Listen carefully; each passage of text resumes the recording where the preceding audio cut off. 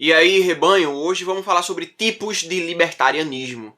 Para continuar aquela série de ANCAP, para quem não é ANCAP ainda. Eu recomendo que vocês assistam aqueles dois últimos vídeos antes de assistir esse vídeo aqui. Vou deixar aqui no card em algum local. Porque é importante você saber primeiro que libertarianismo e anarcocapitalismo não são coisas complexas e também não são as mesmas coisas. É muito bom definir essas duas coisas antes de poder passar para tipos de libertarianismo e por que não tipos de anarcocapitalismo, tá bom? Então dê uma conferida lá, depois vocês voltam aqui. Mas para quem já é de casa, pode continuar aqui que eu vou falar sobre alguns tipos tranquilamente. A primeira coisa que eu tenho que dizer para vocês é que as coisas que eu vou abordar aqui não são tipos de libertarianismo, são estratégias. A questão de tipos de libertarianismo também existe, mas está muito mais calcada, está muito mais radicada no significado que é atribuído para o termo libertarianismo. Algumas pessoas vão poder falar: eu sou um libertário anarquista de esquerda, eu sou um libertário minarquista. Então é preciso que essas pessoas definam o que elas chamam de libertarianismo quando elas falam esses termos. No caso do libertário anarcocapitalista, estou falando sobre libertarianismo que é centrado na propriedade privada como norma universal, que é unicamente válida, que é universalmente válida para poder resolver conflitos, beleza? Então é sobre o tipo de libertarianismo, anarcocapitalismo, que eu vou falar sobre algumas estratégias que existem. A gente tem diversos tipos, tá? Eu vou abordar aqui 6 tipos de estratégias que são comumente mais faladas, que é o gradualismo, o purismo, o brutalismo, o humanismo, o paleolibertarianismo e o agorismo, tá?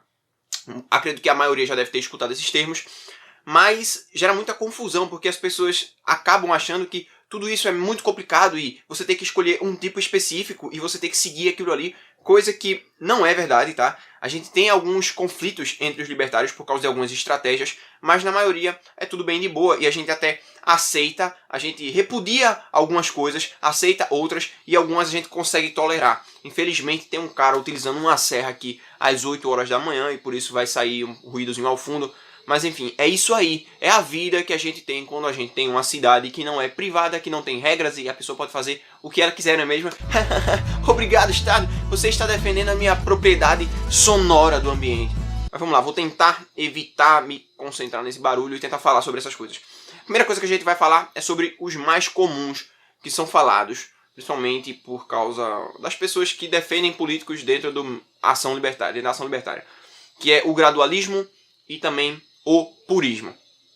O gradualismo é definido dentro do escopo de ideias libertárias como uma defesa da democracia como uso dela, na verdade, para você alcançar fins libertários. Não é você querer reduzir o Estado gradualmente. Todas as pessoas sabem que o Estado será reduzido gradualmente e que ele não vai deixar de existir de uma hora para outra porque a mentalidade vai permanecer estatista, tá?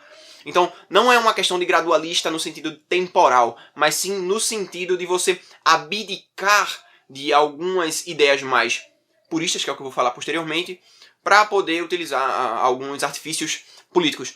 O Henrique, do canal Ancaporco, uma vez falou uma coisa que eu achei muito inteligente, que o gradualismo do anarcocapitalismo, do libertarianismo, não é gradualismo de tempo, é um gradualismo de gradiente, quando você mescla o libertarianismo com a política, com a democracia.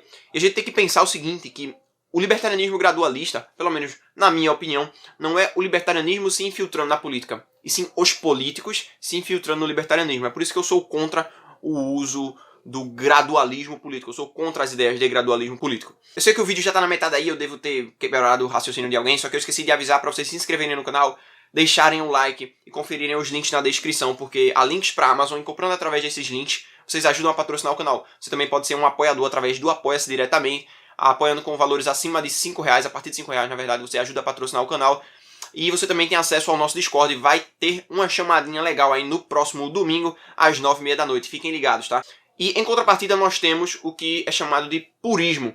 Que purismo é algo bem generalista, né? A maioria das ideias tem sempre um lado purista, é um cara que não abdica de certos princípios de forma alguma, ele tem um foco e ele está sempre focado naquilo ali, e qualquer coisa que tire ele um pouco do foco deve ser expurgado, deve ser expulso. E no meu caso eu sou bem assim quanto ao libertarianismo, quanto ao anarcocapitalismo. Como eu falei anteriormente, eu me oponho drasticamente, exageradamente ao gradualismo. Eu não acredito em políticos, não acredito que as coisas vão melhorar por causa de políticos.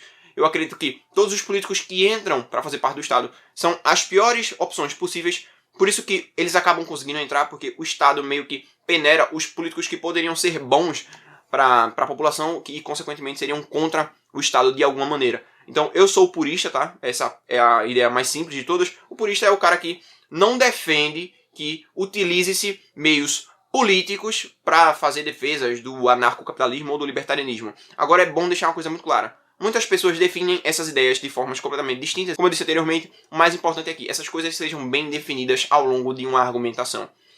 Depois a gente passa para mais duas estratégias, que é o humanismo e o brutalismo. É bom lembrar sempre que o contrário de gradualismo é o purismo e o contrário de brutalismo é o que a gente chama de humanismo. Tem um debate entre o Osterman, ou o Osterman como o Cogos chama, e o próprio Cogos, que ele fala sobre gradualismo versus brutalismo. Só que não faz muito sentido. O Cogos, na verdade, estava defendendo muito mais o purismo ali do que o brutalismo, tá? Por quê? Brutalismo e humanismo são estratégias de argumentação, estratégias retóricas. Quando você utiliza o brutalismo, você tem uma defesa muito mais intransigente da ética. Vou dar um exemplo bem claro para vocês aqui. O Porto ou o Cogos são brutalistas. Eu tento ser brutalista aqui na maioria das vezes, mas nem sempre sou, porque eu acho que o brutalismo sozinho não é suficiente e deve haver uma harmonia entre o brutalismo e o humanismo. Quando você tem uma defesa primeiramente da ética e depois você passa para outras questões, você está sendo brutalista. Primeiro você diz, olha só, eu não defendo isso aqui porque é errado. E porque é errado e não me interessa, você não precisa argumentar mais nada e você já vai estar sendo ali um brutalista, ok? Então, uma das coisas que eu passo a elogiar o Cogos muitas vezes, e infelizmente eu fico triste por causa de algumas coisas que ele fez nos últimos meses, e até gravei alguns vídeos sobre isso, mas não tem como deixar de usar ele como exemplo aqui, embora eu não o acompanhe mais, eu falo isso muito entristecidamente, já tem muito tempo que eu não assisto os vídeos dele, o que realmente não me deixa feliz. Mas enfim, o Cogos tem um artifício muito interessante de argumentação, que ele primeiro defende a questão de forma ética, de forma moral, e depois ele passa para fazer uma defesa econômica, e por último é que ele xinga o cara, tá ligado? Então você vê que ele tem uma estrutura, um alinhamento de argumentação. Ele primeiro é ali brutalista, ele vai dizer que aquilo é errado, porque aquilo é errado, e ponto. Ele não defende aquilo simplesmente pelo fato de ser errado, por não haver moralidade naquilo ali. E depois ele passa para efeitos econômicos. O Porto também faz isso, né? Ele primeiro defende a ética, porque isso aqui é errado e esse é meu argumento e ponto. E depois ele fala sobre questões econômicas. Já o humanismo é quando... não é que você mascara, mas é que você dá uma freada no tipo de argumentação para que você possa convencer determinadas pessoas que têm um alinhamento um pouco mais distante de você. Principalmente esquerdistas, porque eles tendem a acreditar que são monopólio da virtude e que vão defender a moralidade de ajudar os outros. Então você tem que colocar um pé no freio para poder argumentar, para poder defender as suas ideias com essas pessoas, principalmente se você estiver rodeado de muitos esquerdistas, tá?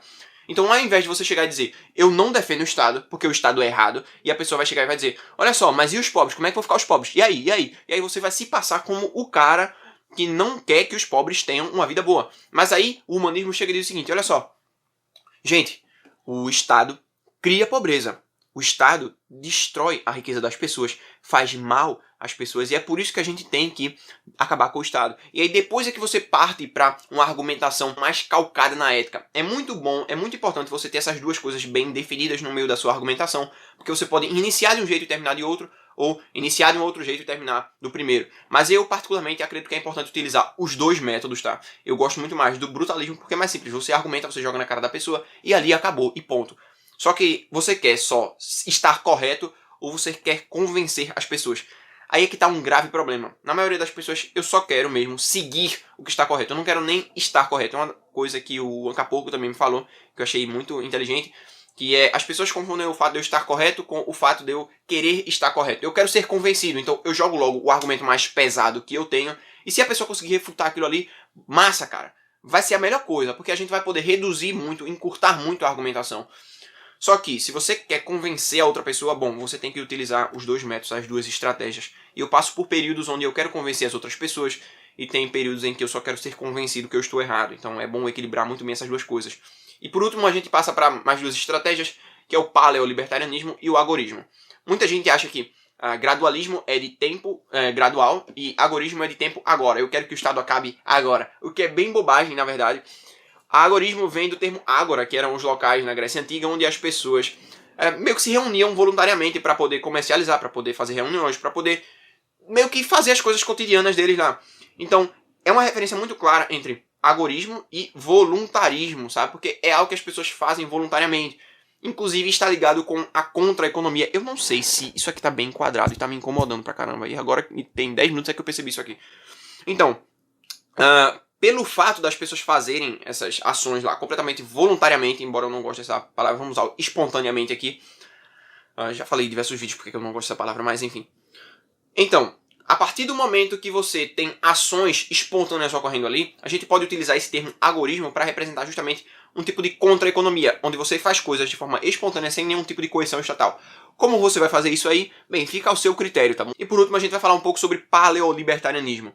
E para isso eu vou utilizar aqui um trecho do Democracia, o Deus que Falhou. Vocês podem ver, quando os livros são mal alinhados ali, muito provavelmente é porque o Democracia tá aqui em cima da minha mesa.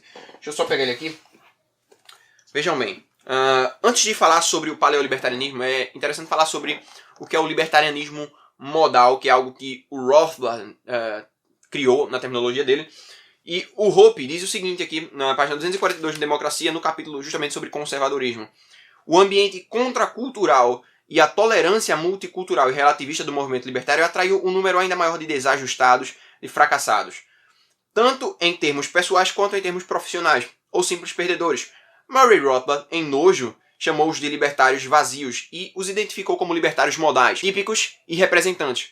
Eles fantasiavam uma sociedade em que todos estariam livres para escolher e cultivar quaisquer estilos de vida, carreiras ou características que não fossem agressivos, e em que, graças à economia de livre mercado, todos poderiam fazê-lo em um nível elevado de prosperidade geral. Ironicamente, o movimento que estabeleceu o objetivo de desmantelar o Estado e de restaurar a propriedade privada e a economia de mercado foi, em larga medida, apropriado e moldado em sua fase externa pelos produtos mentais e emocionais do estado de bem-estar social assistencialista, a nova classe de adolescentes permanente. Então, o paleolibertarianismo surge para se opor a esse tipo de libertarianismo que ainda é calcado na propriedade privada, mas tem ideias muito mais ligadas ao que a gente chama hoje de esquerda progressista, onde você tem a obrigação de tolerar tudo, onde as pessoas são livres para fazerem o que quiser, porque a partir do momento que você tem a liberdade de uso de sua propriedade quase irrestrita, né, sendo limitada apenas pela propriedade de outros indivíduos, você não pode ser obrigado a aceitar determinados comportamentos e aceitar determinadas ações de outros indivíduos. A partir disso, surge a necessidade de haver como é que eu posso falar de forma que seja humanista, por assim dizer? De você simplesmente excluir quem você quiser do seu convívio social, pelo motivo que você quiser, tá? Se você acha que alguém tem um determinado comportamento que você não gosta, que não faz bem pra você, você tem o poder de simplesmente excluir aquela pessoa do seu convívio, tá? Inclusive, é isso que é feito muitas vezes através de boicotes a empresas, tá? Se você vê uma empresa que não tem um comportamento bom, que não está alinhado com os seus princípios, com as coisas que você defende, você pode se juntar com uma galera e dizer, nós não vamos mais comprar dessa empresa, nós não queremos fazer mais parte do market share dessa empresa e, por assim dizer, isso pode ocorrer em diversos âmbitos da economia e da sociedade.